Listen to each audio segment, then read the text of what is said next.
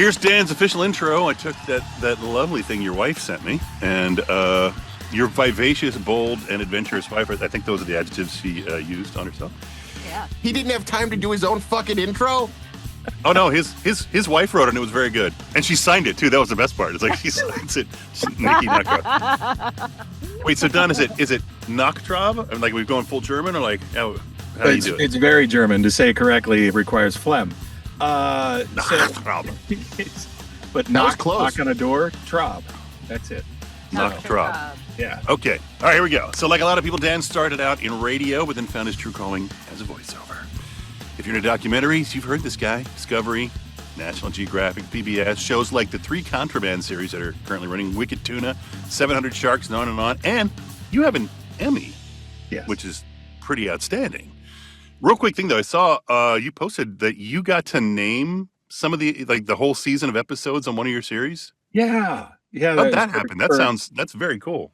We kind of stumbled into it because I had a series of producers for the first season of Contraband Seized at the Border. And then we got into the second season and those producers were no longer working on the show. And the new producer just complained jokingly she hates kind of naming the shows. It's difficult for her to come up with show titles. And so, being an ex-radio jock, punning is second nature. And so I would pun on the storylines as they go, and she would laugh, and she started submitting them. And they started taking... Were there any that just got like kicked back, like absolute hard no? Yeah. Junk in the Trunk comes to mind. I don't know. That's you believe it or not, psychic you are. There was an episode of some SpaceX junk that fell into the Gulf of Mexico, and a guy was trying to bring it across the border. And my show title was Musk's Junk, and they wouldn't go with that one. Hey, I just want to take a second to substantiate the girth of Dan's work. I thought you did okay, good. Amazing stuff on the campaign for Ezra last year. Listen to this. On May 31st, discover why Robert De Niro remains one of Hollywood's most talented legends. You're fighting for something because you love your kid. Ezra is a testament to the power of love. That kid is the one thing that I can't get wrong. Funny and moving. With a superb ensemble. All I wanted was Just the way you say funny and moving. and moving. Yeah, it's It's beautiful. just And moving. It's beautiful. And people don't understand how much little but yet a lot of work goes into creating that read. No arguments. There's subtlety is the art. Been studying trailers since 2007. So, and it's just starting for me to click a little bit. That seems to be the read that my manager wants me to continue on with. We've kind of found a niche with it, and hopefully it continues. Well, for someone, for those of you listening at home, who might be interested in this type of work, like what's one thing you would say to them to help them move the needle or get started, or where would you point them to first for this kind of work? So when it comes to trailer, just start studying the greats that are out there right now, and then backtrack from there on who inspired them. Who inspired you? Oh gosh, good Lord. Off the top of my head, Brian Lee, first and foremost. He was actually the coach at my very first workshop. And how crazy is it that we share like him like on our management roster? It destroys me every time my name pops up next to him. It just kills me. And then Scott Rummel, same deal.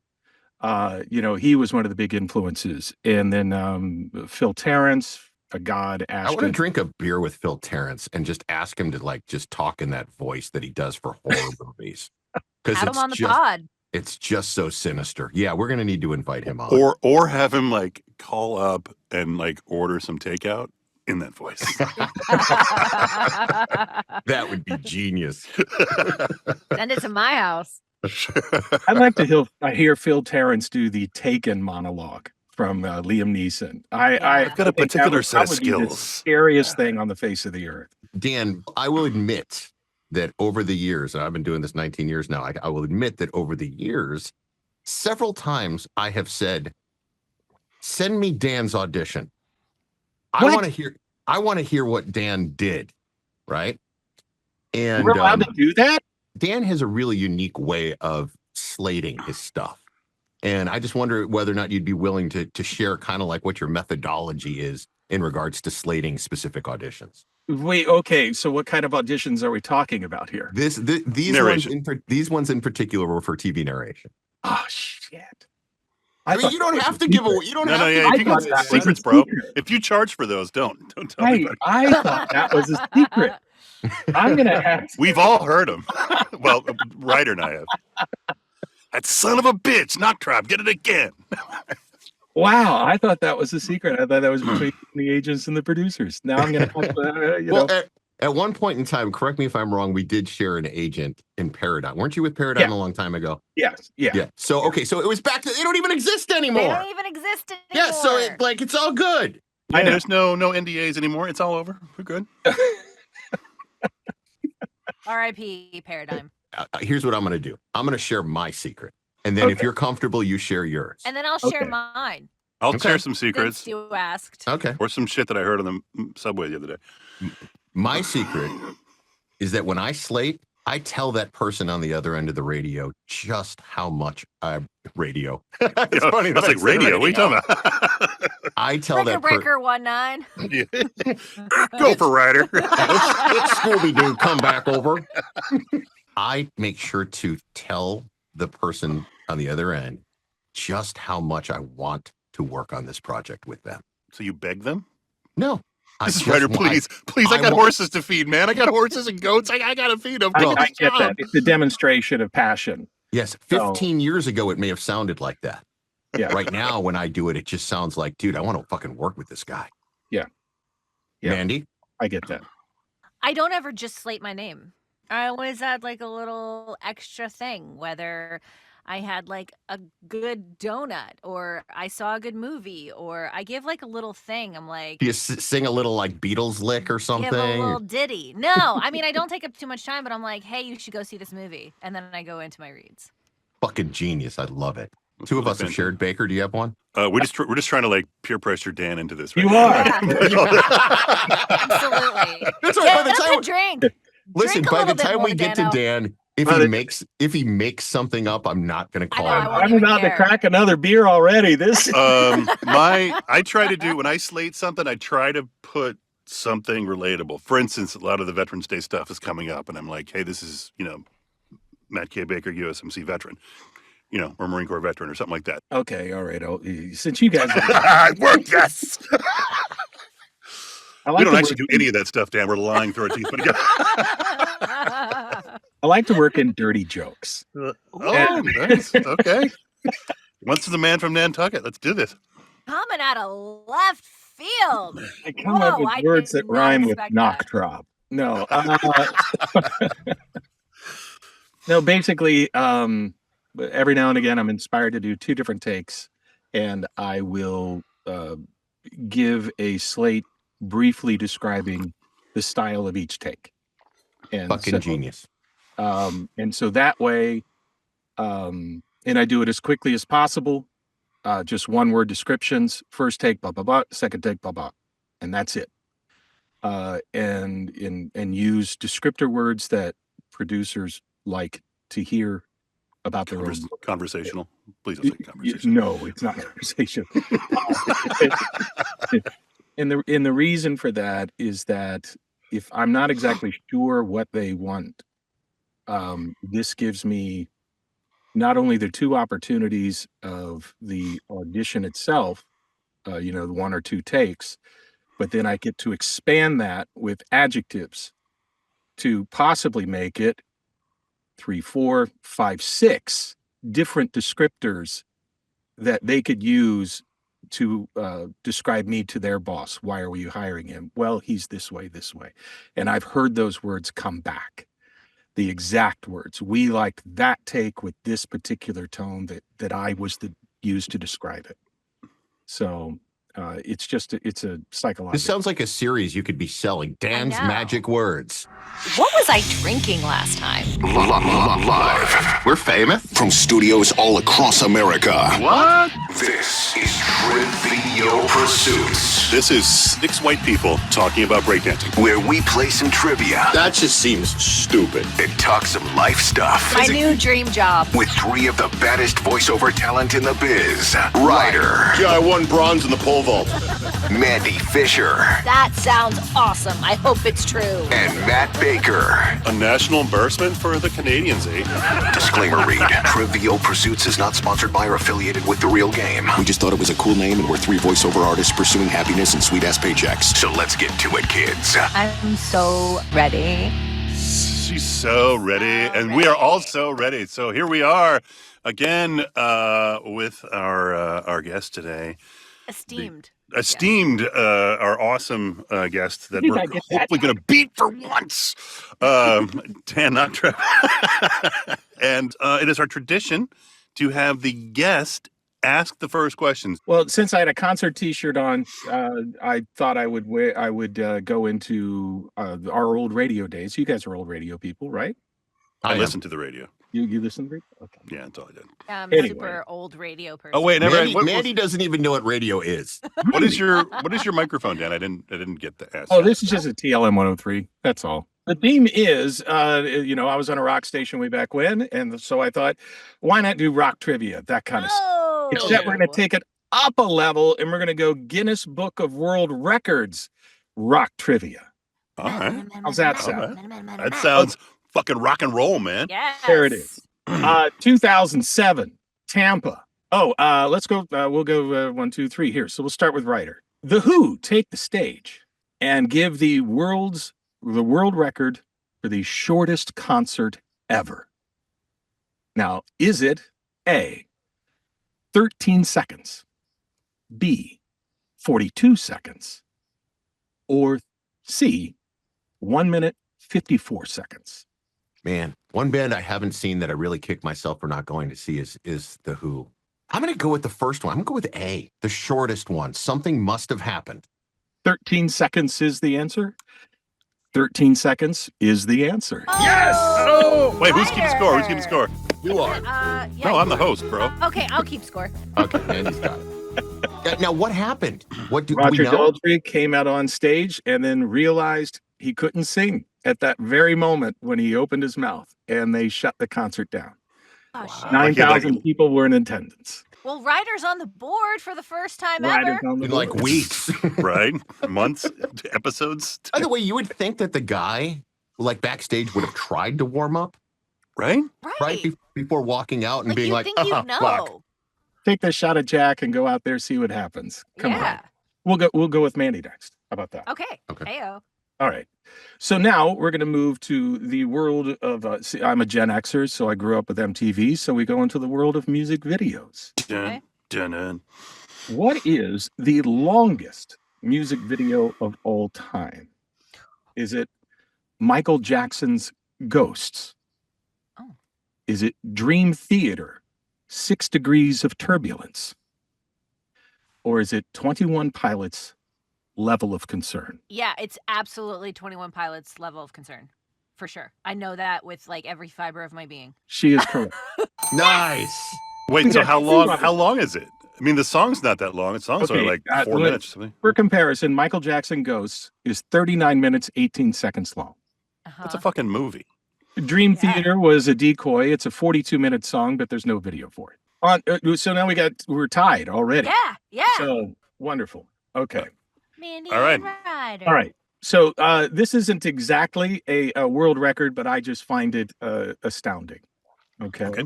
It's time to get your Nas on. All right. Which of the following songs has the most Nas at the end? Is it the Beatles' Hey Jude? Is it Journey, Lovin', Touchin', Squeezin'? Na, na, na, na. Yeah, okay, I got you. Na, na, It na, seems- na, na. Na na, hey, hey, kiss him goodbye. Na na na na.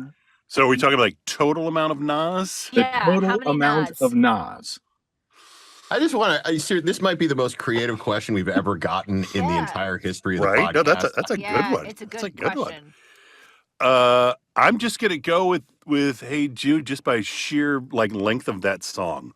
Na Na Hey Hey Kiss 'Em Goodbye. 152 total. Did you count these or did you look this up? That one actually counted. I want to know your level of dedication here. Journey, Lovin', Touchin', Squeezin'. 154 nas. Oh. It's 22 nas per phrase, repeated 7 times. And then Oh, the really Beatles. broke this down. Hey Jude. And you are correct at 198. Yes! Wow. 11 per phrase and repeated 18 times. Yeah, because isn't that the one where they do the fade out and then they come back or oh nope, we're just kidding. It's not over yet. We got some more nas. Yeah.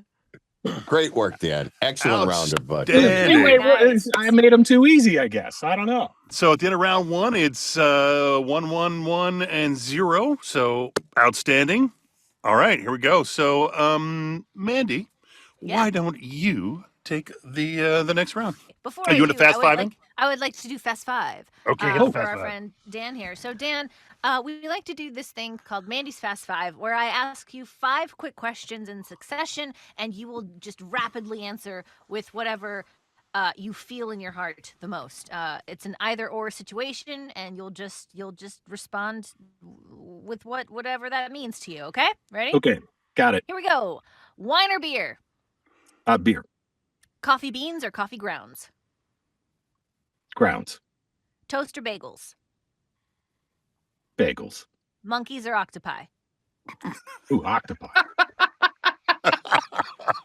That's wow, left field one on that. I like that. That's good. Happy holidays or bah humbug? Oh, happy holidays. Oh, there we go. Yeah. Wait, hold on a second. Five. I was so mind blown by the question. I didn't even hear his answer. You had to choose monkeys, right? No, octopus. Octopi. Of course, he chose Who the octopi. fuck chooses octopuses over monkeys? Dude, they're cute. They got hands. They eat bananas. Octopus but octopi are have aliens. 8 things. They're aliens and they're crazy. And they have the most unique DNA on Earth, and they learn and they do puzzles. And monkeys are just us. We have enough of us. A wonderful, wonderful documentary on Netflix. It's My Teacher. My Teacher. Yeah. It won an Oscar, didn't it? I think it did. Yeah, it's just a lovely meditation for about an hour and a half. Really beautiful. Worth a watch. Yeah, really beautiful film. But for those of you listening, the face that Ryder and Matt made when I asked monkeys or octopi was just priceless. I wish everyone could have seen that because it was. Well, aren't we on YouTube now? That we're doing YouTube. We're on YouTube now, so they'll be able to see can it. Fucking see so it. They'll see it. Yeah. Go fucking watch. So Dan. I read on your long shit part of your bio that you grew up in Ohio. Yes. And I graduated high school early, and for a semester I went to Wright State University. Oh, and where my wife graduated from. So, bitch. The vivacious Nikki. Yeah, the vivacious Nikki. So, all of my trivia tonight is about Dayton, Ohio. Oh, okay. Let's go. The electric car starter was invented by this Dayton, Ohio-born automotive innovator. Kettering. Automotive innovator. Man, that's a tough one to say. Kettering. Was it? He's already given you the answer. God damn it. So, all right. So, how many patents did Kettering have? Yeah, smartass. 100, 200, or 300? Oh. God, just go with. It got quiet in here fast, didn't it? Yeah. I never even heard of this dude. I have no clue. 1, 2, or 3, Dan? 200. I just went with B. I have no idea. Wrong. It's 3. 300. You're wrong. But does he get the point? Because he did. Dano get the point because he was a smartass, and he. Well, was said that was that the question? The question was who invented the fucking. Oh, then he electric gets the car point. Well, then he starter. got it. Yeah, he told me. Would I have gotten a bonus point? Well, I just thought that was too easy then, and I felt guilty, so I had to make it harder. But good job, Maddie. So Dayton, Ohio, is known as the birthplace of aviation. Yes. But It is not where the Wright brothers, Orville and Wilbur, built and flew their first airplane. Where did they fucking do that? Was Kitty it Hawk, in North Carolina. Okay, I guess I'll just go fuck myself. All right, now there is a strong debate over Kitty Hawk, North Carolina. Kill because all Devil the Hills. research and science was done in Dayton, Ohio, and all North Carolina did was provide wind and a beach, and yet they get to put first flight on their license plate or first in flight. First in flight, no. yes. First in flight. Not first flight. If it was first flight, I'd be fine. But first in flight? No. You may have sold them a burrito or two while they were there, but you didn't get to do any of the research. Barbecue, dude. Carolina barbecue. Yeah, I'm a Daytonian in that. I was going to say, man, the Ohioans are really taking this personally after all these years. Now the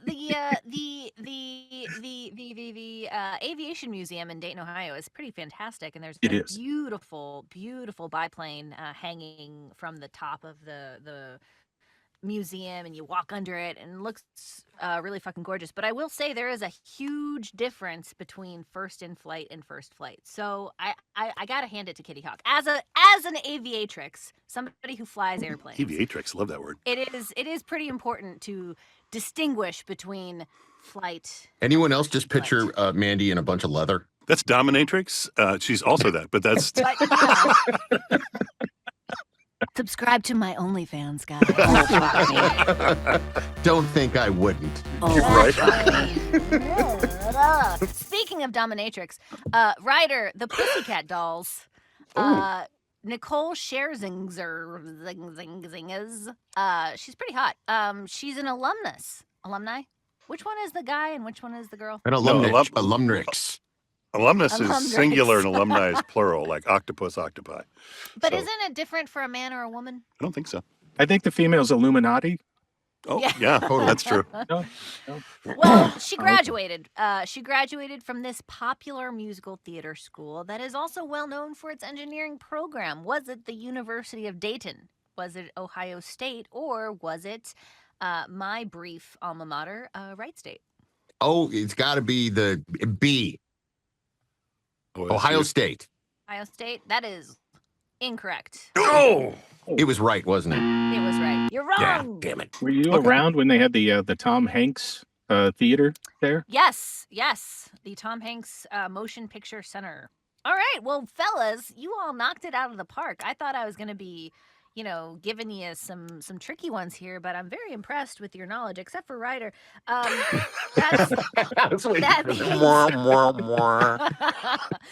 That means at the end of round dos, Ryder has one, Mandy has one, Dano has one, and Maddie has two. All right, Ryder, bring it on, baby. My theme this week is going to be all dog trivia because we had a rough week around the house here. One of our oldest dogs passed away, and I just figured, it would be a tribute to Charlie Moose to ask some dog questions tonight.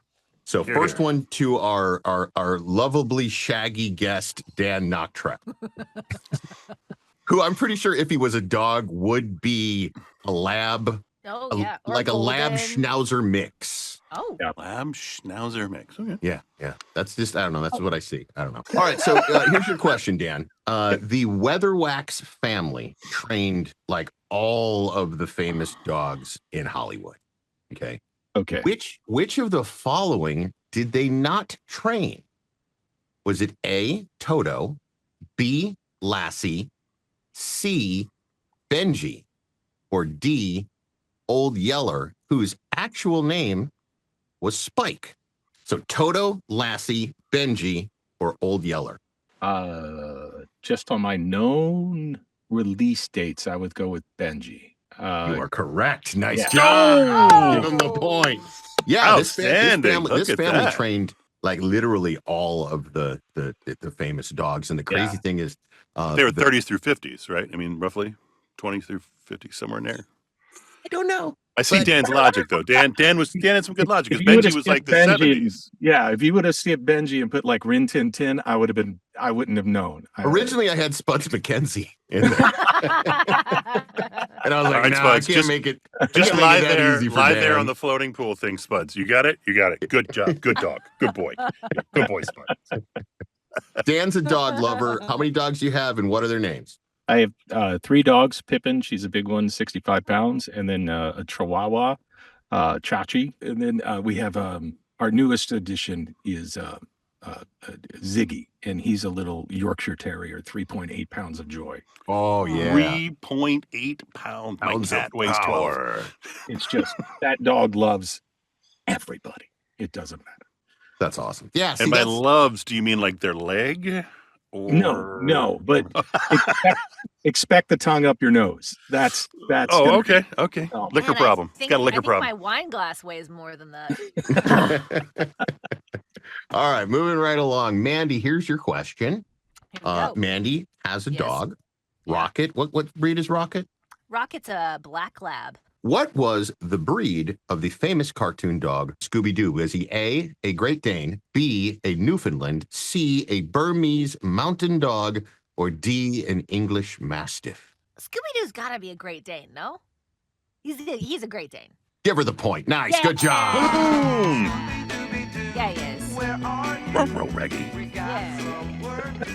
All right, Matt Baker, here's your question. Hit me, man. Ah, damn it. I was supposed to go to YouTube and get something too. We're going to have to edit this in. Okay. The Basenji makes a Basenji. strange noise, which is similar to, ready for this? It doesn't bark. Okay. It can't bark, but it makes a very similar noise to that of a yodel, a cry, or a scream. Scream. No point, Matt Baker! You're wrong. Is it yodel? Insert Basenji yodel here.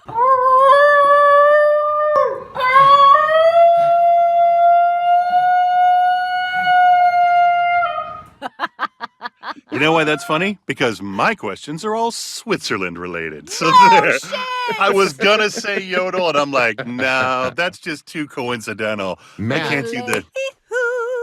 you know Oh. that I live in Switzerland, Yes. Florida. Yes. Well, this isn't that Switzerland. This is okay. the classy one.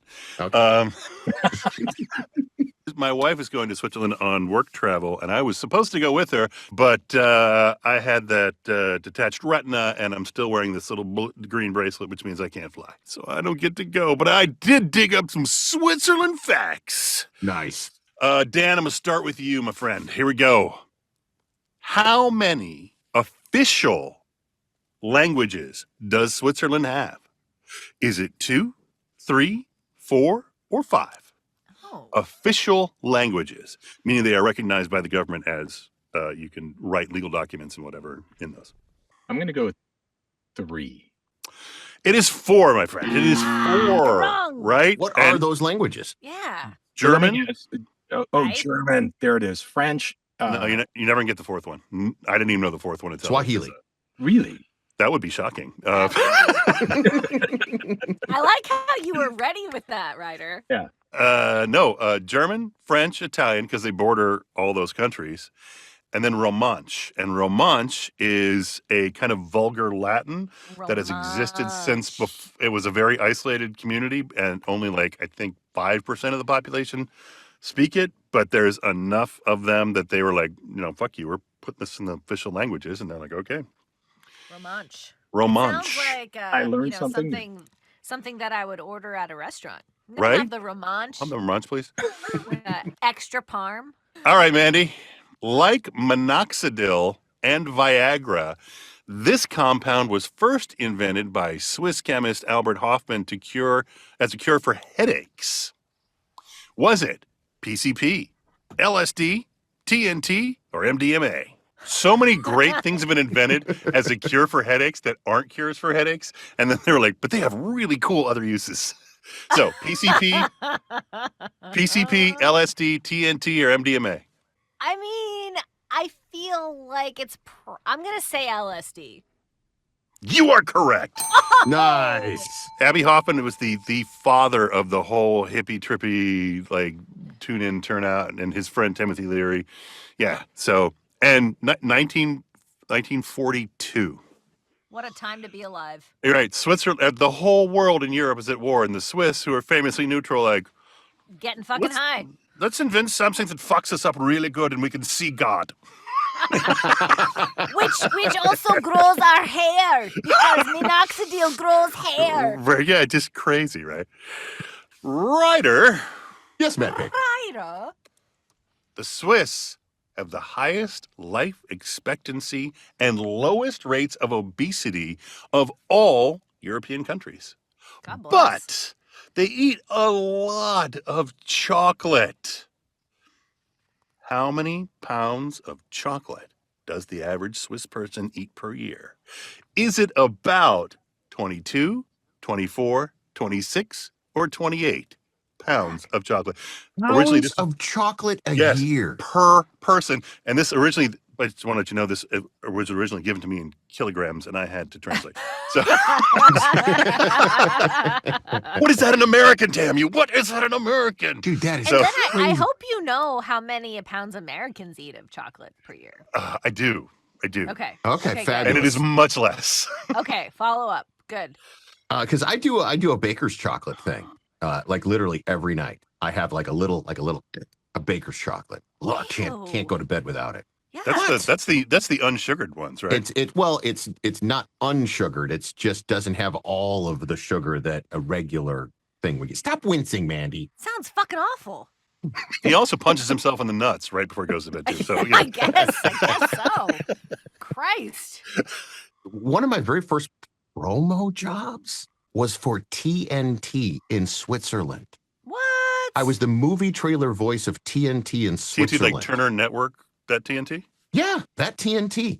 They ran all the old movies, and they needed somebody to do the voices, and I did it for years, and it cut talk about cutting your chops. The battle for Middle Earth is about to begin. Celebrate Easter on TNT Film with the greatest fantasy saga ever. Lord of the Rings Trilogy. Easter on TNT Film. I didn't know what the fuck I was doing. Somehow I booked the gig, and it stuck. And, I think that's one of the reasons why I was able to, make the jump into the movie trailer world today, was because of that weird Switzerland job. But my answer is all the chocolate, Matt. Whatever the biggest fucking number was that you gave me, that's the winner. 22, 24, 26, 28. 28. All the fucking way. It's 24, man. It's You're wrong. pounds of chocolate. By comparison, Americans eat about 10 pounds less. Okay. That's crazy. That's like 2 babies of chocolate. 2 babies. See, Americans will do anything not to use a metric system. 24 pounds or 2 babies. I don't know how many kilograms it is, but fuck that. Like 2 fat babies of chocolate goodness. Babies Not even taste the best. newborns. Like they're like 1-month-old babies. Like they've already doubled, put a 1.5. Right. So like that's two of those. You know. Two 1-month-old babies. That's I how love it. much chocolate the Swiss eat. Oh, all right. So where are we at, Mandy? We are at the end of round 4. The Yeah, final this is it. round. The final round. And okay. nobody's been keeping track, so this is going to be a surprise here. No, I've been. I got it. I got Mandy this is. shit. So at the end of Trivial Pursuits with Dan, we have Ryder at 1, Maddie and Dano at 2, and Mandy, she's got 3. Oh, Mandy takes the win tonight. She's the winner. It's the one. Dude, did you have a good time on the show tonight? Heck yeah, this was a ball. Hey, go ahead, pimp something that you're doing, man. What you want our listeners to hear about? Where they Okay, can find you, the new TV series we're running, Contraband. So there's 2 on the air right now. We start recording the 3rd series next week called Seized at the Airport. This is an exclusive, you guys. This hasn't been announced yet, but by the time this airs, it'll be going. And then another new series coming out, Nat Geo Destruction Decoded, where we break down the biggest disasters of all time. Oh, those are fun Elevators shows. and all that kind Let of us know when you get to this show. So We are kind of a freight train derailment, aren't we? Best way to describe us. Dan, our final words at the end of every broadcast are quite, Poignant. they're sincere, inspirational. Yeah, Inspirational, well thought out, and filled with just love wit and and love. Yeah. live, laugh, love. We say at the count of 3, 3, 2, 1, our later bitches. gotcha. On a 1, on a 2, on a 3. Later, bitches. Yes. Yeah. And there we are. Another one in the bag.